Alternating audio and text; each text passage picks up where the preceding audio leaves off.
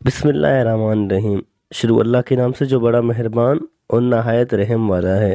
السلام علیکم ناظرین۔ جب انسان تہجد کی نماز کے لیے اٹھتا ہے اور پھر تہجد کی نماز ادا کرتا ہے تو اللہ تعالیٰ فرشتوں سے یہ پوچھتا ہے کہ اے فرشتوں مجھے یہ بتاؤ کہ میرے اس بندے کو یہ کام کرنے کے لیے کس چیز نے آمادہ کیا ہے، کون سی ایسی چیز ہے جس کی خاطر یہ اٹھا، اس نے اپنی نیند قربان کی، سب لوگ سوئے ہوئے ہوتے ہیں اور میرا یہ بندہ میرے سامنے کھڑا ہو گیا، آخر اس کی کیا خواہش ہے، یہ کیا چاہتا ہے۔ حالانکہ اللہ تعالیٰ تو سب جانتا ہے، اللہ تعالیٰ تو ہر چیز سے واقف ہے، لیکن اللہ تعالیٰ اپنے بندوں کو فرشتوں کے سامنے ظاہر کرنا چاہتا ہے۔ تو فرشتے اللہ تعالیٰ سے کہتے ہیں اے اللہ، آپ کے پاس ایک چیز ہے جس کو جنت کہتے ہیں، اس کی امید نے اسے اٹھایا ہے، اور آپ کے پاس ایک اور چیز یعنی دوزخ، اس جہنم کے خوف نے اسے اٹھایا ہے۔ تو اللہ تعالیٰ جب فرشتوں کی یہ بات سنتا ہے، میرے بندے کو جنت کی نعمت چاہیے اور میرا بندہ عذاب سے پناہ مانگ رہا ہے،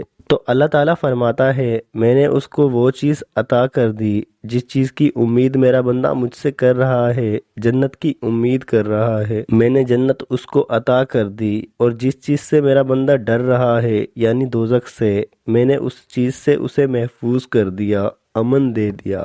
تہجد پڑھنے والے کتنے خوش نصیب ہوتے ہیں نا۔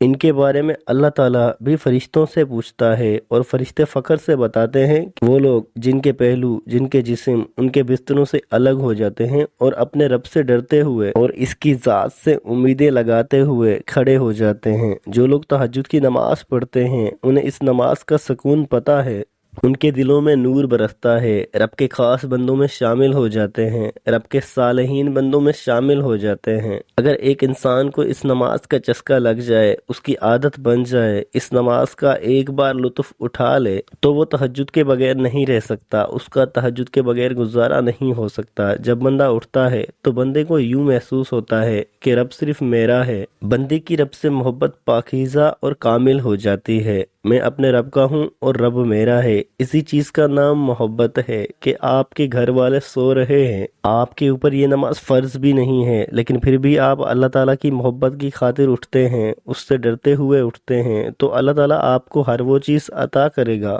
جس کی امید آپ اس سے لگائیں گے، کیونکہ وہ سننے والا ہے۔ اس کو سنائیں، اس کے سامنے اپنا دامن پھیلائیں، اس کے خزانوں میں کوئی کمی نہیں، اس کے کن کرنے کی دیر ہے، بس ہو سکتا ہے وہ چیز آپ کو دیر سے عطا کرے، لیکن دے گا ضرور۔ اس کی بارگاہ سے کبھی مایوس نہ ہونا، اور خاص طور پر تہجد والے لوگ کبھی مایوس نہیں ہوتے۔